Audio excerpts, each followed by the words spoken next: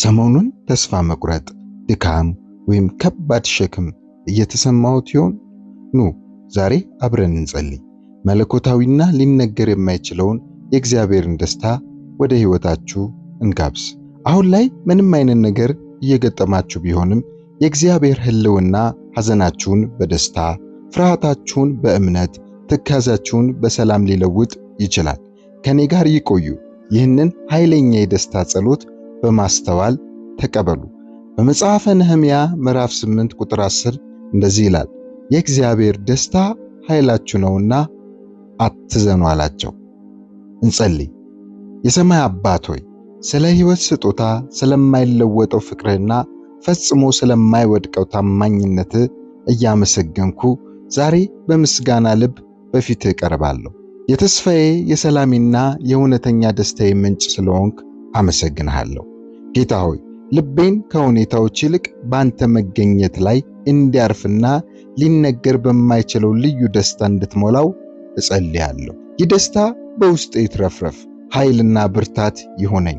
አባት ሆይ ሐዘንም በደስታ እንድትለውጥ እጸልያለሁ። በባርነት ፈንታ ነፃነትን፣ በውድቀት ፋንታ መለምለምን ስጠኝ። ከባድ የሆኑትን ሸክሞች ሁሉ ከልቤ ላይ አንሳልኝ፣ ጸጋህን አልብሰኝ። ጌታ ሆይ በበረከት ጊዜ ብቻ ሳይሆን በፈተና ጊዜ ደስ እንዲለኝ እርዳኝ። ሙሉውን ምስል ማየት በማልችልበት ሁኔታ እንኳን አንተ ነገርን ሁሉ ለበጎ እንደምታደርግ ማመን እንድችል እርዳኝ። አይምሮዬን ስለ ቸርነት በሚሆኑ ሐሳቦች ሙላው። ልቤን ስፍር ቁጥር በሌላቸው በረከቶች በምስጋና ሙላው። ከችግሬ ይልቅ በተስፋ ቃል ላይ፣ ከፍርሃቴ ይልቅ ባንተ ታማኝነት ላይ ማተኮር እንድችል አግዘኝ። አባቶይ ያንተ ደስታ ጉልበቴ፣ ኃይሌ ነው። ፈተናዎች በሚነሱበት ጊዜ በእምነት ጸንቼ እንድቆም እርዳኝ። ክፉ በተስፋ መቁረጥ ሲፈትነኝ አንተ ጌታዬ መልካምና የተናገርከውን እንደምትፈጽም ማስተዋል እንድችል አግዘኝ። ጌታ ሆይ ሌሎች ያንተን ቸርነት ማየት እንዲችሉ ያንተ ደስታ በሕይወቴ ውስጥ ይብራ።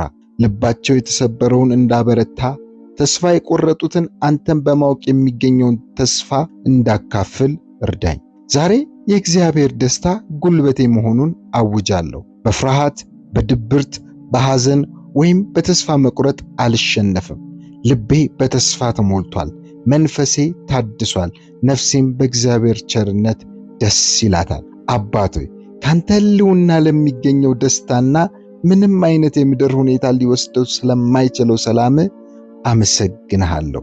በጌታ በኢየሱስ ክርስቶስ ስም ጸለይኩ። በዚህ ጸሎት ከተጠቀማችሁ ይህንን ቻናል ሰብስክራይብ በማድረግ ቤተሰብ ይሁኑ። ተባረኩ።